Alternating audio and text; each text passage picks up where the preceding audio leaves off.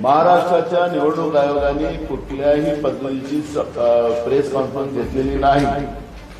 मग आता हा जो मतदानाचा फरक या ठिकाणी जाणवतोय आपल्याला, जवळपास हे एकूण मतदानाचं जे प्रमाण वाढलेलं आहे, जवळपास 76 लाख मताचं याच्यामध्ये वाढ झाली।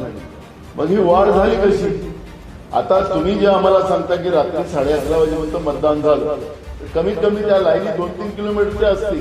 मग निवडणुका पारदर्शक झाल्या पाहिजेत, त्याला फोटोग्राफी, व्हिडिओ वगैरे सगळं निवडणूक आयोग करतात। मग निवडणूक आयोगाने आम्हाला दाखवावं की 2-2, 4-4 किलोमीटरच्या रात्री लाईनी लागल्या होत्या, रात्री 11:30 वाजेपर्यंत मतदान झालं, ते आम्हाला निवडणूक आयोगाने दाखवावं, आम्हाला माहिती द्यावी।